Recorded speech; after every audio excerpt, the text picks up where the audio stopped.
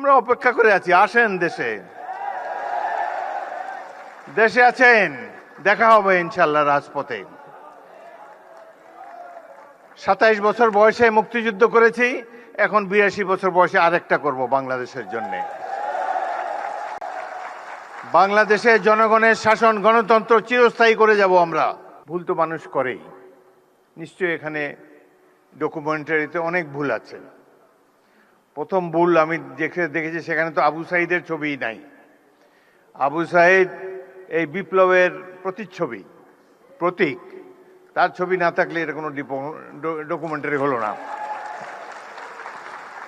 সেখানে আরো নাই দেশনেত্রী বেগম খালেদা জিয়ার ছবিও তো নাই। সুতরাং কিছু ভুল হয়েছে এবং এই ভুল মাননীয় মন্ত্রী জোর হাতে স্বীকার করেছেন, ক্ষমা চেয়েছেন, বারংবার ক্ষমা চেয়েছেন। তারপর তো শান্ত হওয়া উচিত এই ধরনের একটা জাতীয় অনুষ্ঠানে।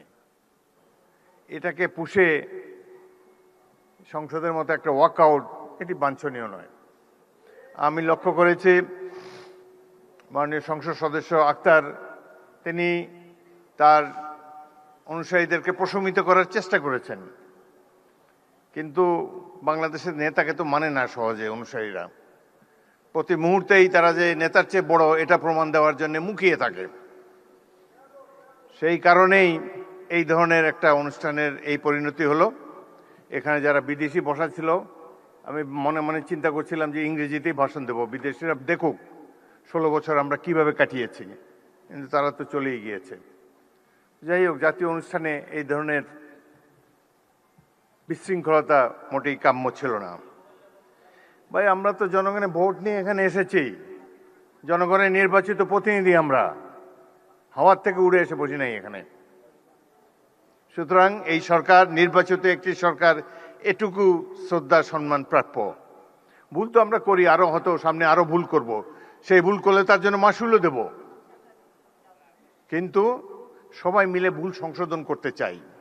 সকালে অনুষ্ঠানটা একটা চমৎকার একটা অনুষ্ঠান ছিল। প্রফেসর ইউনূস নিচে বসেছিলেন, তাকে মাননীয় প্রধানমন্ত্রী ডেকে এনে সম্মান দেখিয়ে তার পাশে বসিয়েছেন, স্টেজে উঠিয়েছেন। এটাই তো আমরা কামনা করি। সবাইকে আমরা সম্মান করতে চাই, কাউকে অপমান করার চেষ্টা চাই না।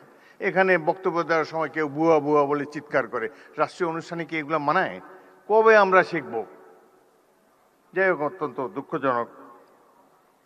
আমি আরো বেদনার্ত হয়েছি, অভিভূত হয়েছি। মা তার অন্ধ ছেলেকে নিয়ে এখানে দাঁড়িয়েছেন। তার ছেলেটি চোখ হারিয়েছে গণতন্ত্র পুনরুদ্ধারের জন্যে, আইনের শাসন কায়েম করার জন্যে। আজকে তারা আমাদের সামনে এসে দাঁড়িয়ে যদি মর্যাদাই না পান, তাদেরকে যদি আবারও ছোটখাটো চাওয়া পাওয়ার জন্য মন্ত্রীদের দ্বারে দ্বারে ঘুরতে হয়, সেটি জাতির জন্য লজ্জা। আমি আপনাদেরকে আশ্বস্ত করতে চাই, এখানে দুজন মন্ত্রী, নিচে জুনায়েদ সাকিব মাননীয় মন্ত্রী চমৎকার বক্তব্য দিয়েছে। এই সরকার তো আপনাদের নির্বাচিত সরকার, আমরা ভুল করলে আমাদেরকে শুধরিয়ে দিবেন।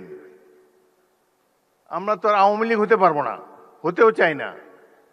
আওয়ামী লীগের দেখেন, তাদের কোনো অনুশোচনা নাই।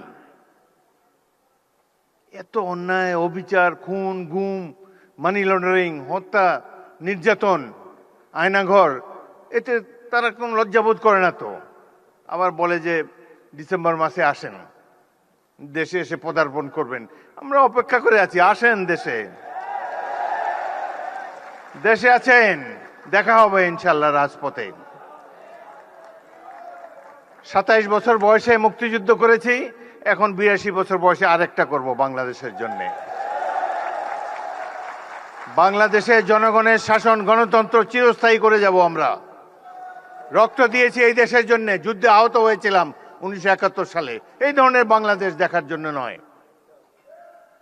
ইনশাল্লাহ জুলাইয়ের যে ইতিহাস, গৌরবের ইতিহাস, পৃথিবীতে অনেক রাষ্ট্র আছে, তাদের এরকম নাগরিক নাই যে উদ্ধত সঙ্গীনের সামনে দুহাত তুলি আবু সাঈদের মতো দাঁড়াতে পারবে।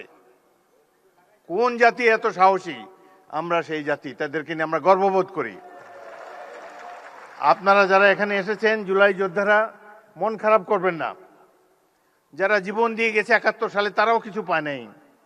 আপনারাও যা প্রাপ্য হয়তো পাবেন না, কিন্তু এই সরকারের কাছ থেকে নিশ্চয়ই সম্মান আপনারা পাবেন। আমরা সেই সম্মান আপনাদেরকে দেব। গরিব দেশে যতটুকু সাধ্য আছে সবকিছু উজাড় করে দেব আপনাদের কল্যাণের জন্য। বাংলাদেশের এই সরকারের সবচাইতে গুরুত্বপূর্ণ কাজ জুলাইতে যারা আত্মাহুতি দিয়েছে সেই সব পরিবারের রক্ষণাবেক্ষণ করা, এটাই সবচাইতে পবিত্র দায়িত্ব। যারা আহত, চোখের দৃষ্টি হারিয়েছে, অঙ্গ হারিয়েছে, তাদেরকে সুস্থ করে তোলা এই সরকারের পবিত্র দায়িত্ব। ইনশাল্লাহ আমরা সবাই মিলে সেটি পালন করব।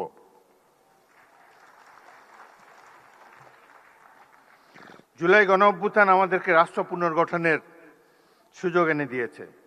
আমাদের লক্ষ্য হওয়া উচিত একটি গণতান্ত্রিক, ন্যায়ভিত্তিক, দুর্নীতিমুক্ত বাংলাদেশ, যেখানে প্রতিটি নাগরিক সমান অধিকার ও মর্যাদা